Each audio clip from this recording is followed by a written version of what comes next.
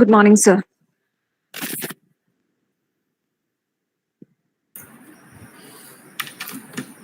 Good morning. Niduna, Sir. we'll start. Okay. Good morning to one and all. Welcome to the second day of our webinar series organized by Department of Commerce of Sri Narayana College, Nattika, in association with IQAC of College and in academic collaboration with Kerala State Higher Education Council.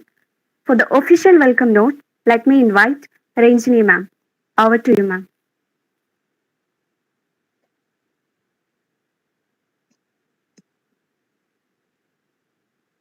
Morning and all. Today we are having the second day of our national webinar series on developing India at 75 in commemoration of 75 years of Indian independence. Azadi Ka Amrit Mahotsav. It is in collaboration with Kerala Higher Education Council.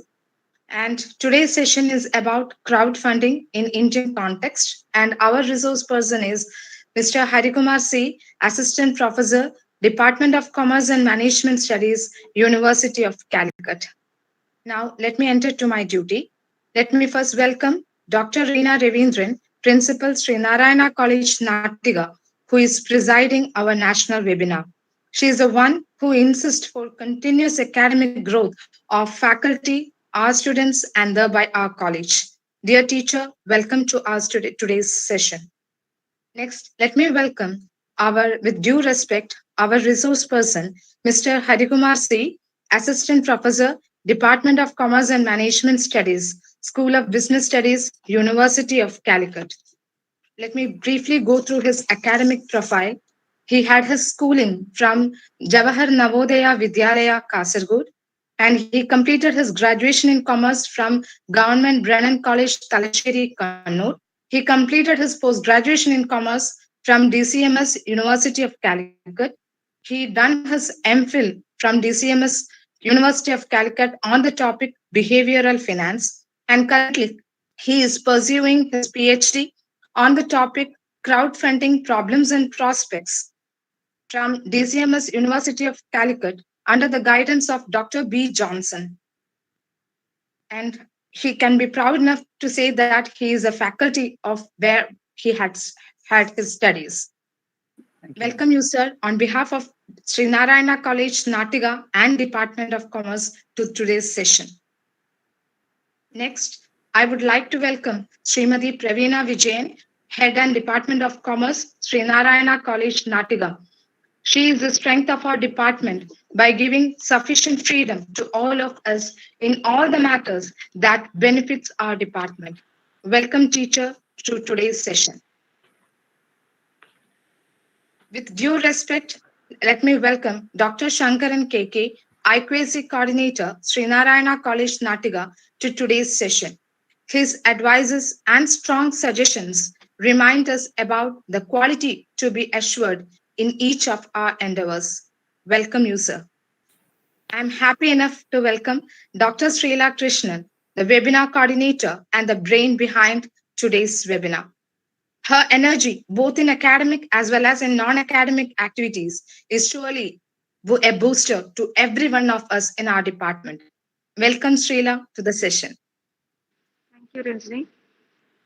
Let me take this opportunity to welcome all the delegates of this webinar that include the faculties and students of various institutions and also the faculties and students of our college. I welcome each one of you to the seminar. Last but not the least, the strength of our department is the cooperation within us. I welcome each one of us in our department to this session. Now, let me welcome, on behalf of Department of Commerce and Sri Narayana College, Nattika, I welcome Harikumar sir to handle the session. Sir, please. Thank you.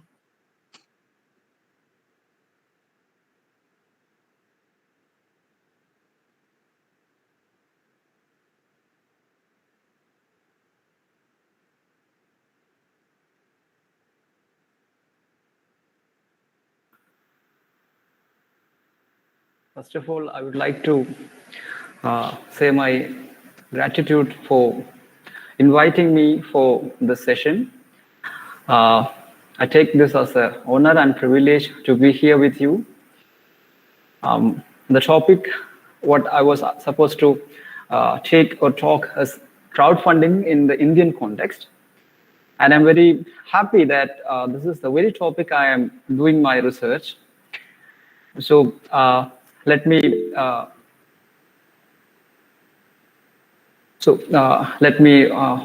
start my session on this. I don't want to take much of your time with this. So crowdfunding in the Indian context. So first of all, what I want to say is that humankind is actually having this innate nature of mutual coexistence. And in times of crisis, we do like to improvise and find one or two ways to get out of the crisis. So this time, we all are actually under the time of this COVID pandemic. And I hope that everyone is safe and healthy. And the time, during this COVID time, we can see that all over the world, human beings, they learn to coexist and they learn to improvise themselves to bring their life to normal. So during this adversity, with the help of technology, today we are here. I am, I'm actually in Calicut, and I'm here getting an opportunity to talk with you with the help of technology. So we made this adversity into opportunity. So this is the very nature of crowdfunding itself. It emerged as an improvisation, or it emerged as an answer for some crisis. And with the technology, with all of this thing, it flourished. So let's go through the slides. So with this slide, I would be talking about what is crowdfunding, its concept, mechanism, the models, then benefit, then motivations, and then crowdfunding in India, an overview, then the risk involved. So let's see. Entrepreneurship is the lifeblood of every economic development. So it is a process of identifying ideas and launching a venture, allocating and organizing the needed resource, and facing the risk and reward of it. As Shumpet says that it is a dynamic approach that does not invent anything, but it rearranges and converts existing business models into new innovations. It is characterized by identifying and developing market opportunities, their implementation, and turning them into profit. So this entrepreneurship is the lifeblood of every economic development. And now, within the entrepreneurship research, entrepreneurial finance takes a major role. Entrepreneurial finance deals mainly with making financing decisions and investing in new projects. It studies the ways and means to gather resources and identifies the venture's advantages and disadvantages for each financing source at the beginning of its life cycle. So entrepreneurial finance is basically a question: where can startup raise capital, or where can we raise capital for entrepreneurship? Now, starting a business is always related to a high risk of losing money or even failing. The risk is the reason why raising money is extremely difficult for venture. And financing a startup, which seems to be one of the most difficult and crucial issues for an entrepreneur.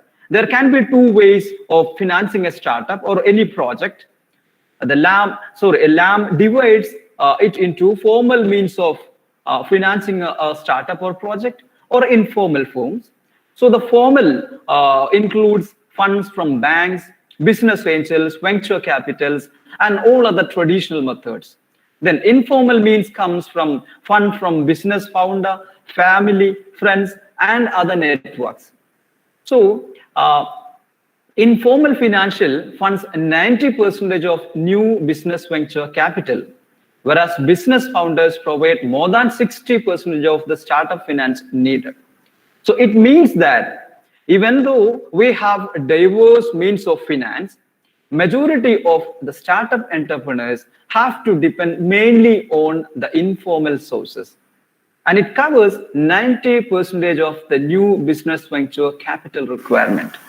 And so it is possible, is it possible that can we have an informal source of finance, but at the same time it is external? So a novel source of financing for new ventures or new concept or new project that has gained popularity in recent years is called crowdfunding. So from the term itself, we can understand that it is something which is related to the crowd, funding from the crowd. And now, the context of the crowdfunding is very, very interesting. In 2008, there was a financial crisis, and there was a subsequent credit crunch was there. Banks and other financial intermediaries, they were highly reluctant to issue or provide or finance the startups or new ventures. They tightened the access to credit, especially for smaller loans. And banks and other financial intermediaries, there was a distrust among the public that these financial institutions and intermediaries, they created this financial crisis. There was this distrust among the public. And moreover, this angel financiers, the venture capitals, they locked up their finance also. So all these things made, the financial world needed something, an improvisation, something revolutionary was called for. And at the same time, technology was developing. And with the development of technology, so with this two contexts, because of the development in the technology and the aftermath of the financial crisis, the crowdfunding was evolved. So crowdfunding, simply to say that it is an innovative way of funding the project from a large number of people, essentially through an internet-based platform. So it is a process of collecting amount of smaller denomination from a large number of public across the globe to finance a project based on a web-based platform. So we have a web-based platform which acts as an intermediary, and the project creator is asking the public or the globe to provide some sort of financial help, maybe preferably in smaller amounts, so that the project creator can materialize their project or business or whatever it may be. So to define crowdfunding, it is an innovative way of funding the project from large number of people, essentially on an internet platform. Now, the traditional funding, maybe large amounts will be there from one or few sources, so for example, banks and other intermediaries. Whereas in crowdfunding, which is an alternative means of funding and which is modern one and is innovative one, where many small sums from a large group of individuals is collected.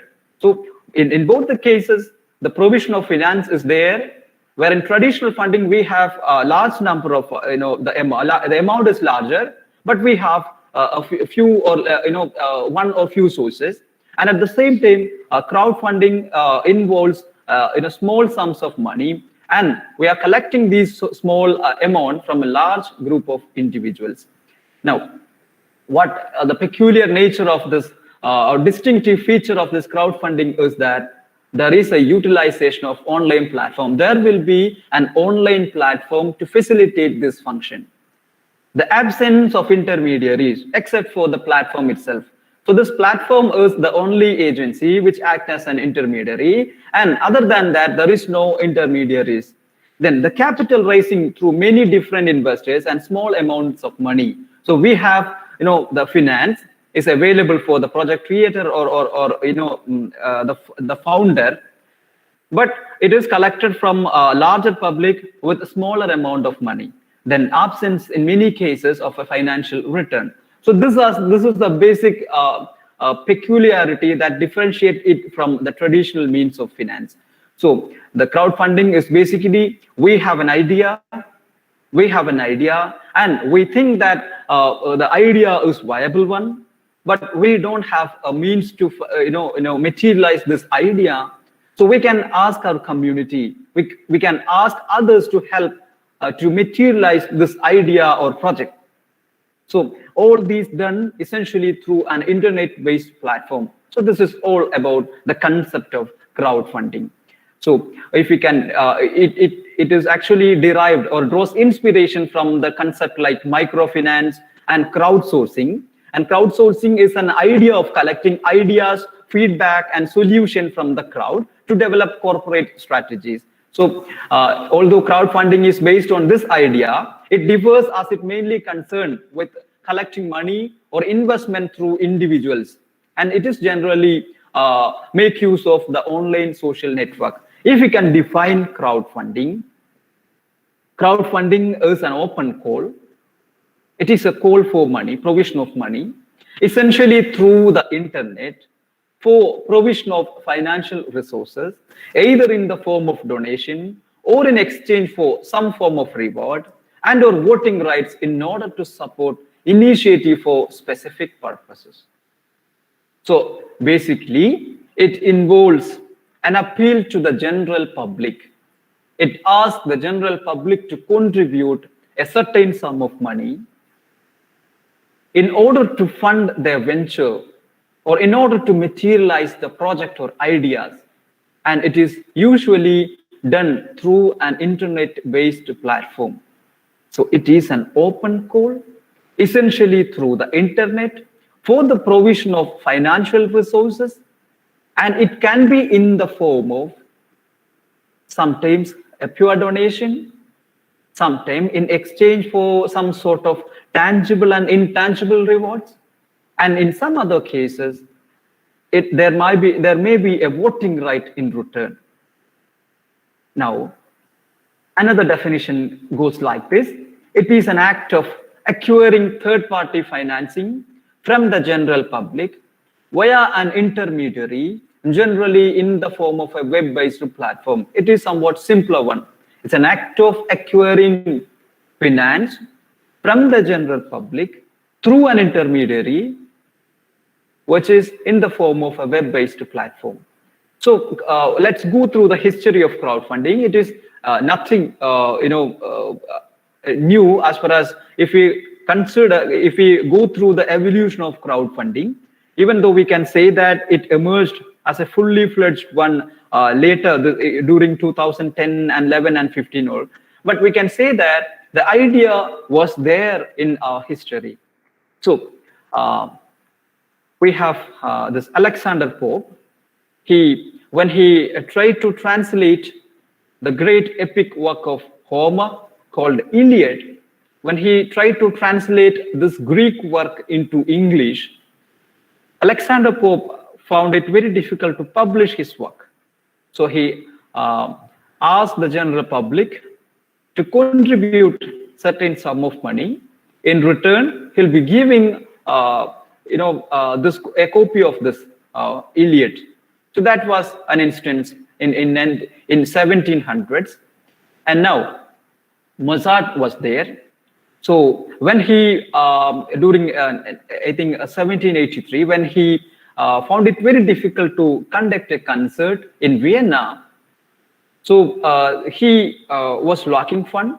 So he asked the general public or those who are interested to contribute a certain sum so that he can carry out or he can conduct this concert. So at the first time, he was miserably failed, and he was not the person to give up.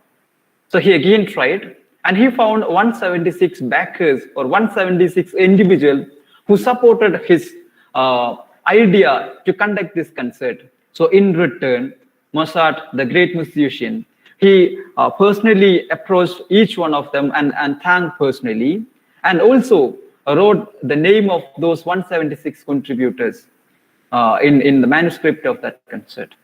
So we have another example here. Then again, we are all almost familiar. I have seen that video the students have prepared and uploaded in YouTube, where they were talking about the Statue of Liberty. So France was actually willing to donate the Statue of Liberty to America, and then they found it.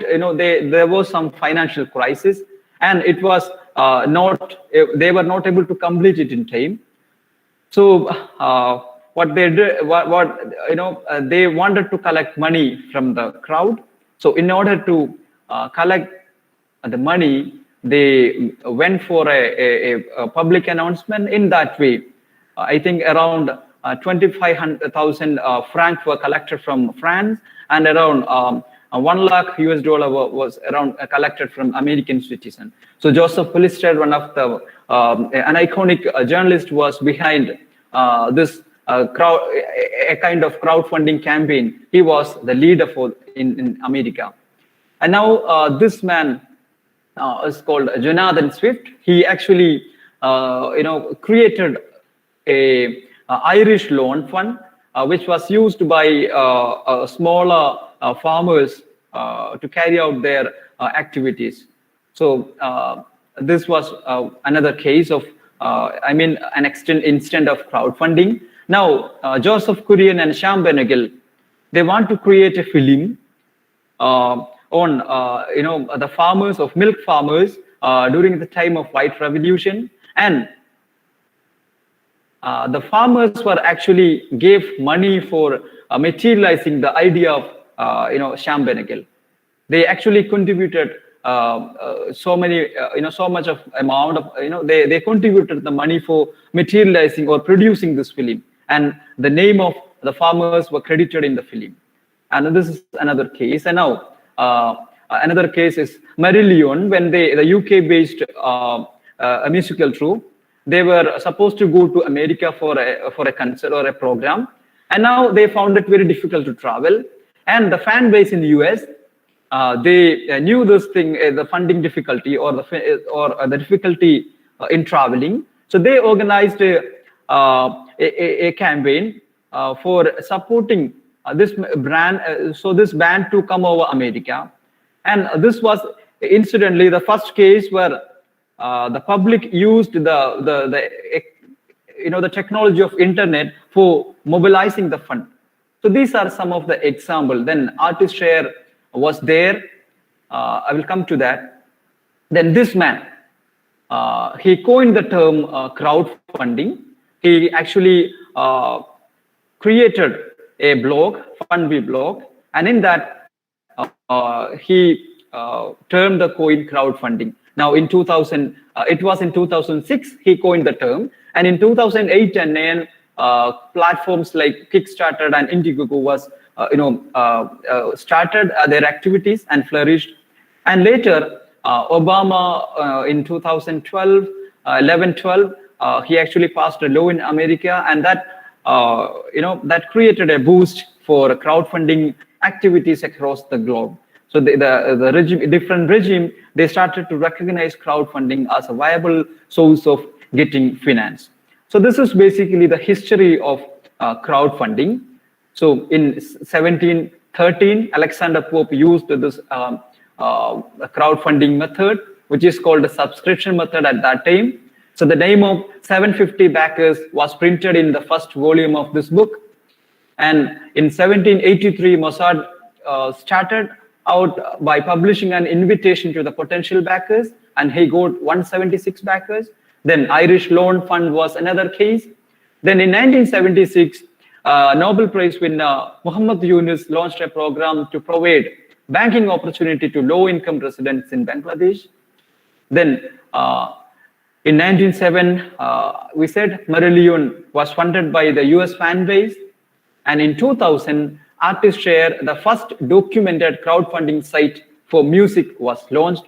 In 2005, Kiva gave individuals the chance to provide small loans to entrepreneurs in poor areas around the world. Then in 2006, Prosper, the first peer-to-peer lending platform, was launched. Then in 2006, as we said, Michael Sullivan, founder of Fundby blog, coined the term crowdfunding. And in 2012, the first equity crowdfunding platform was launched, Fundable, in conjunction with Jobs Act. So this is basically the history of crowdfunding. Crowdfunding added a whopping 65 billion US dollar to the worldwide economy. And North America is the largest share of revenue of crowdfunding, followed by Asia, then Europe, South America, and last Africa. And average crowdfunding donation is, according to Fundly, it is 99 US dollar. And the sector has most active campaign in technology, in film, in technology, then followed by art and all. And 40% of the crowdfunding investment are focused on business and entrepreneurship, while 20% focus on social causes. And now let's go through who are the parties to the crowdfunding. So we have, three parties basically. We have those who are creating the project, or those who have the idea. We call it as the creators. And we have the platform is there. Then we have the funders.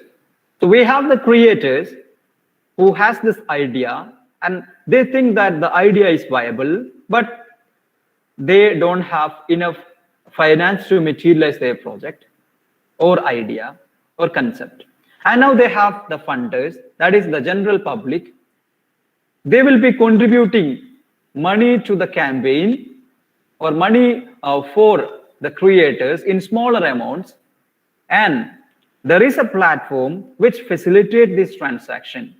So we have basically three parties to crowdfunding: the creators, the project creators, or then the funders who will be providing the money, and the platform which is facilitating this transaction. Now, initiators or the creators who are the initiator of the project, then funders or contributors who are investors, then the platform which can be seen as the online marketplace on which the creators and funders would interact. Now, along with these three primary parties, there is another agency called government. So it is within the framework of the government framework which is laid down by the government. It is within this framework only crowdfunding can work. So the government's legal or regulatory framework is there. So in turn, we have basically we have three parties to crowdfunding. Then we have added one more layer to it. That means the government's or a regulatory framework also there. Now, what is crowdfunding mechanism? Crowdfunding process involves many steps. So basically it has three main phases. This phase is called the pre-launch phase. So this phase essentially begins with the idea generation stage, and to all that stages that comes before the launching of the project. So the pre-launch is there. Then we have launching and fundraising stage is there. Then we have funding stage. So pre-launching stage, where it actually begin with the idea generation stage.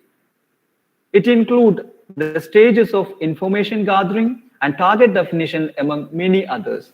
So pre-launch stage is there, where an individual or a group of individuals is having an idea and they want to materialize this idea. So they want to approach a crowdfunding platform. So it includes, the pre-launch includes all the stages that begins with the idea generation stage itself to all that stages that come before the launching of the product in online platform. Now there is a launching and fundraising stage. It is all about the online publication of the project on the platform and all the concerned activities like the updates given, then public call to action and communication, etc. Then comes the funding stage, in which the project implementation and distribution of rewards will be there. And the later stage, It ends exactly when the money is collected from the public and the project is realized. The final phase may include the delivery of paybacks and a public thank. Now comes, this is a picture actually. So the pre-launch includes the individuals or group of individuals getting to an idea. Then this idea will be presented. So various means and ways will be used by the individuals or group of individuals or project creators to present this idea before the crowdfunding platform. Then once we have the idea, then once we are ready to present this idea, the project creators will be looking for the appropriate platform on which the crowdfunding campaign can be done. So we have the idea generation stage, then the project creator will be presenting the project, then they will choose appropriate platform for their campaign. So two things are very, very important in selection of the platform. That means the previous history of the platform and the area or the nature of the plan that we have. Then comes the launching stage.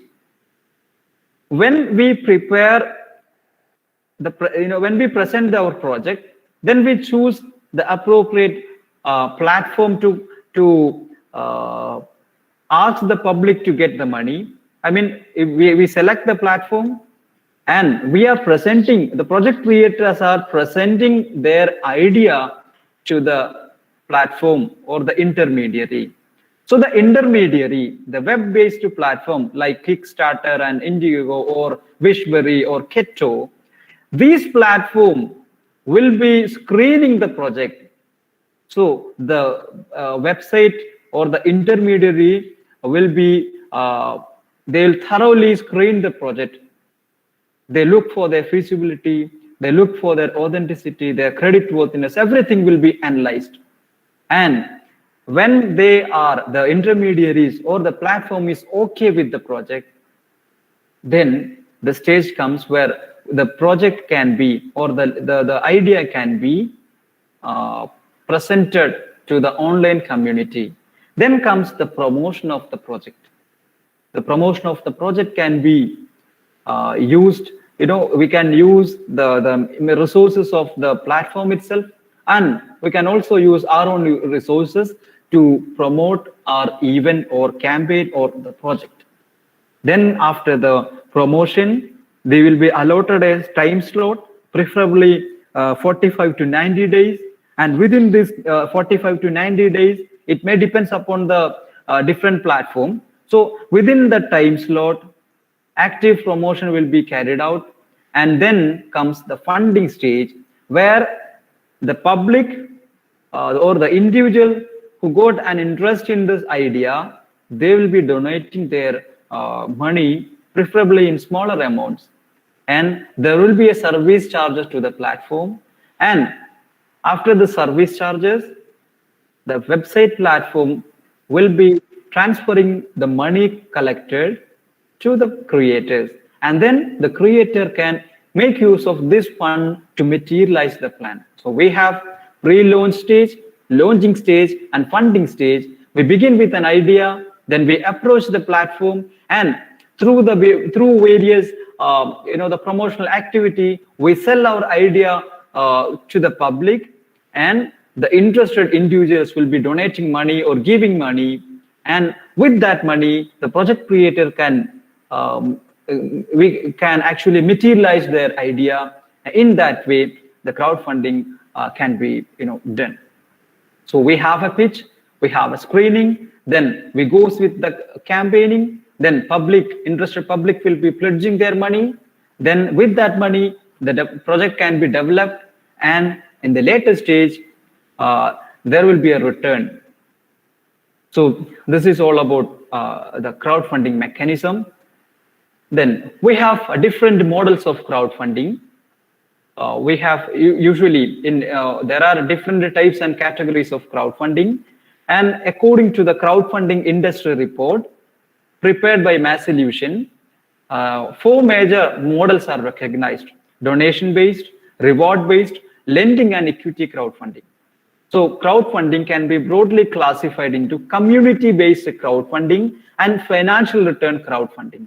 So under community-based crowdfunding, we have donation model, we have reward-based model, and financial return crowdfunding, in which some sort of return in terms of finance, money will be there. So that involves peer-to-peer lending and equity crowdfunding. So donation-based crowdfunding allows individuals to send money to people or project or ideas in need with no financial consideration in exchange for their money. So in donation-based model, there is no financial consideration in exchange of money. Then there is reward-based crowdfunding, where we actually refers to the solicitation of funds, wherein investor receive some existing or future tangible reward as a consideration. So in reward-based crowdfunding, there will be some sort of tangible or intangible reward, which may not be in financial in nature.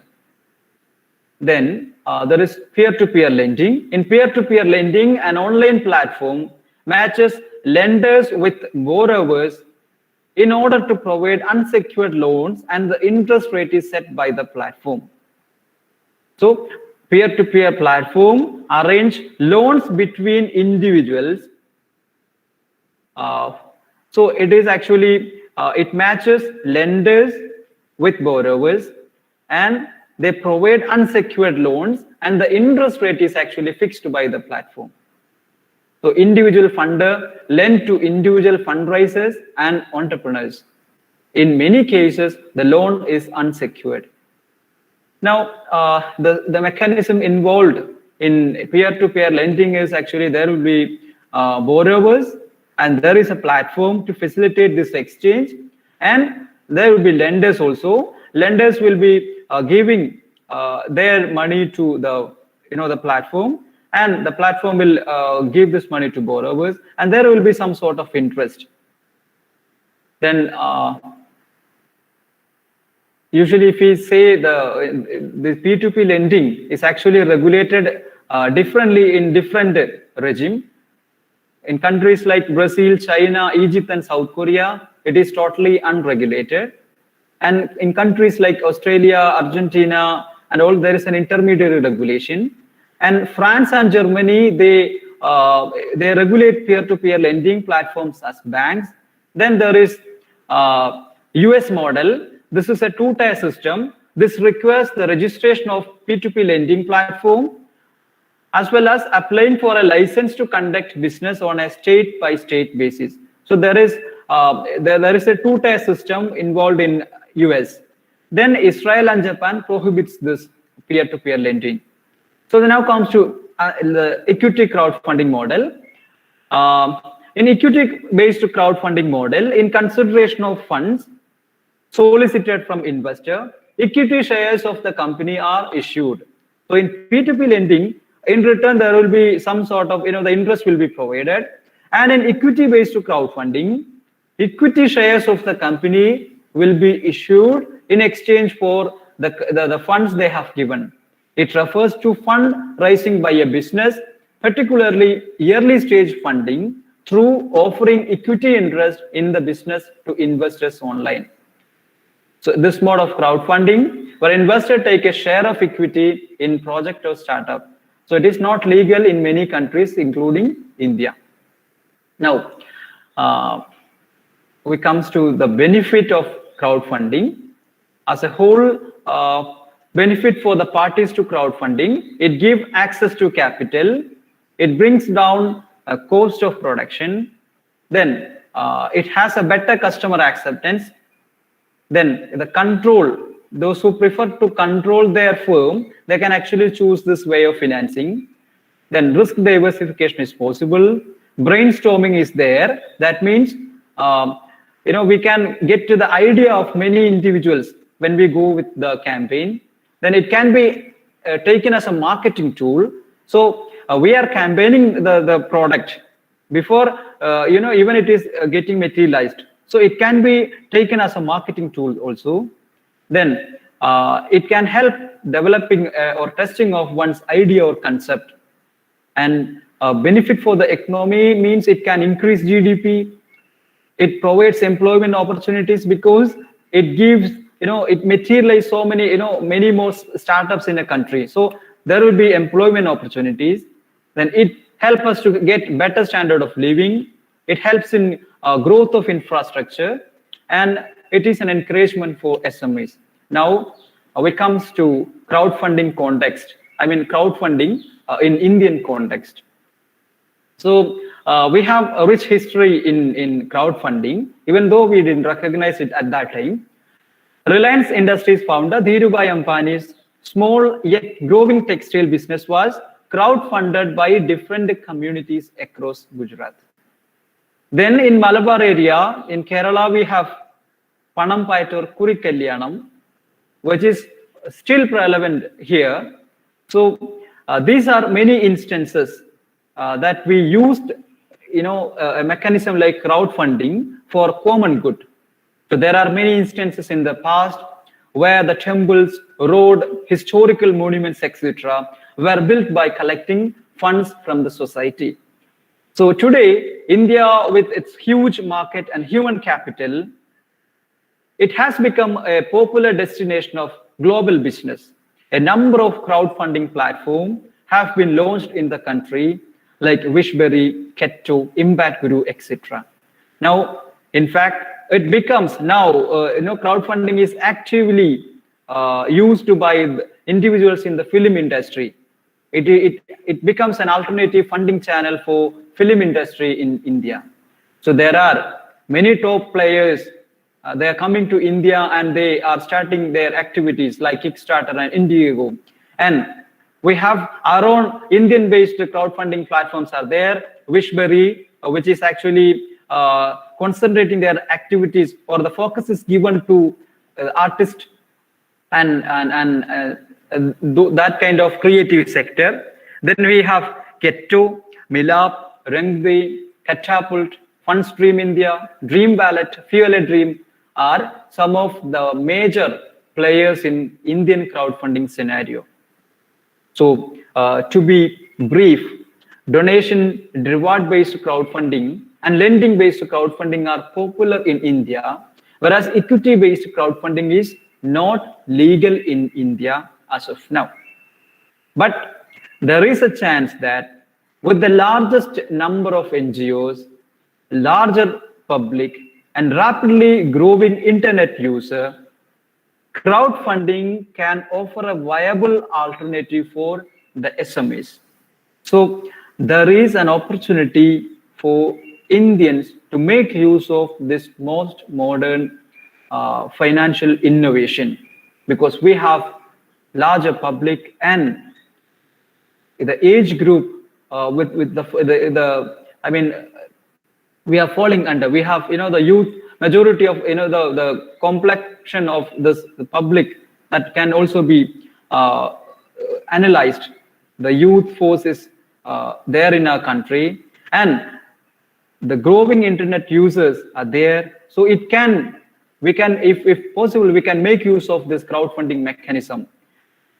So legalities involved in community-based crowdfunding is not so complex. So we have this donation-based crowdfunding as well as reward-based crowdfunding is there. So the legalities involved in community-based crowdfunding is not much complex. There is no such, stricter rules and regulations are not there. Now, RBI is now regulating P2P lending in India. And as far as the equity-based crowdfunding is concerned, in the year 2014, SEBI has drafted a consultation paper, and they will be regulating this equity-based crowdfunding platform. So if we go through the news, during the pandemic time, Ketto raised 115 crore through its campaign related to COVID-19 and registered a growth during the lockdown, 4-time growth. So they, during this pandemic also, Keto, one of the major crowdfunding platform based in India, they developed a 4-time growth during this lockdown. They raised 115 crores through their campaign. And Faircent, they disbursed loans catering to SMEs and small business worth of 1,150 crore between April 2020 and March 2021. So Faircent is a P2P lending platform operating in India. And Impact Guru raised about 15 crores through its COVID-related campaign. So donation double per minute post-COVID, averaging 2.5 donation per minute. Then Fuel a Dream raised more than 10 crores through COVID-related fundraisers. So even though we are in a pandemic situation, the situation, there is a bright future for crowdfunding is concerned. And if we discuss about the legality of donation-based in crowdfunding, donation-based crowdfunding is usually exempted from SEBI guidelines. However, it comes under the purview of IT Act 2000 and Income Tax Act regulations. So according to the IT Act, Section 66A, a fundraiser or people on the platform cannot post or add any content that are obscene, vulgar, offensive, or inciting hatred in any manner. So then any kinds of misrepresentation, breach of privacy and confidentiality, or fraudulent behavior are punishable under the existing laws. Under the income tax regulation, Section 80G, all donation made to charitable and non-profit organizations are exempted tax deductions. Then legality involving reward-based crowdfunding. Usually the reward-based crowdfunding doesn't involve any monetary incentives towards the funder, and hence it doesn't fall under SEBI regulation. So it is legal and practiced by many crowdfunding platforms. Most platforms have a strict due diligence policy ensuring the authenticity of campaigners and timely delivery of rewards. So there is not much, legal restrictions are there when we talk about reward-based crowdfunding, but the platform will follow a due diligence policy. They'll be having a highly efficient screening policies will be there that will ensure the safety of the funders and as well as the project creators also. Then legality of P2P lending. RBI is actually issued direction for non-banking financial companies that operate peer-to-peer lending platform. So there is a RBI regulation on P2P lending. According to the direction, no NBFCs can start or carry on the business of P2P lending without obtaining a certificate of registration. Now RBI is started to regulate P2P lending. There are many stipulations made by RBI. Then let's keep due to the time constraint. Then there are some prudential norms also established by RBI. Now there is also transparency, disclosure, and business continuity plan should be there, and security of who are involving in this P2P lending is also should be maintained by the platform. There are some, the RBI is regulating P2P lending. Now, legality of equity crowdfunding.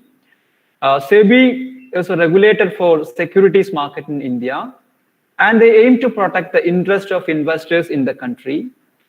So due to various risks associated with equity crowdfunding, the same has been classified as illegal as of now, but SEBI in 2014 had drafted a consultation paper to regulate equity crowdfunding in India.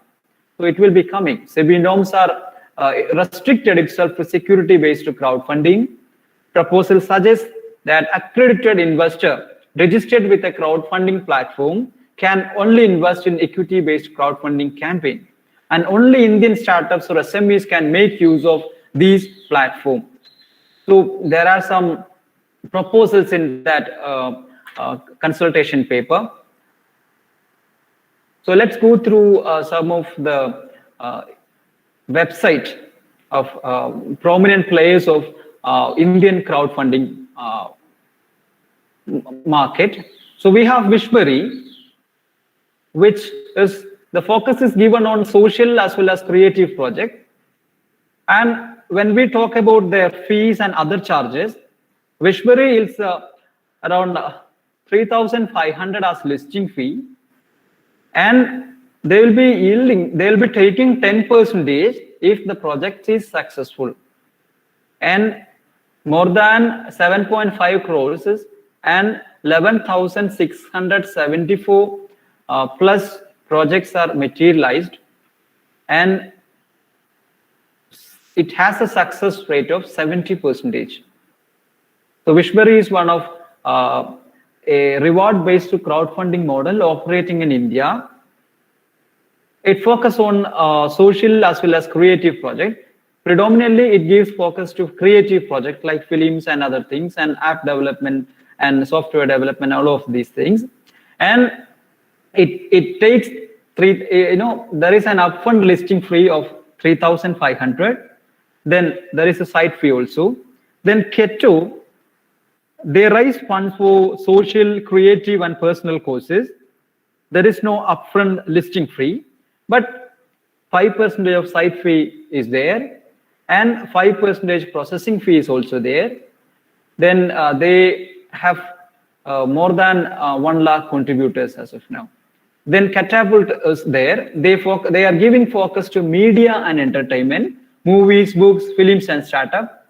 There is a 1,499 rupees is there as a project submission fee, and they take 10% if project is successful. Then there is Hotstart.com. They are a reward-based platform. There is no upfront or listing fee. Then site fee is not there. Then both the platform fees and the payment gateway fees amount to 11.25%. They take 11.25% as their commission. Then there is Milap, which is a donation-based crowdfunding platform. There is a 5% fee for this platform commission, and there is a payment gateway fee also there, that is 2.3%. Then Impact Guru is basically focusing on donation or reward-based area, and investment fundraising is also there, and they take 5% payment gateway fee. And if we talk about peer-to-peer lending website, Fairsend is the largest one, and they have the CIBIL score, salary, bank account data for evaluating the borrowers, and the minimum loan amount will be 30,000, and maximum loan amount can be 5 lakh, and average interest rate is 20 to 23%.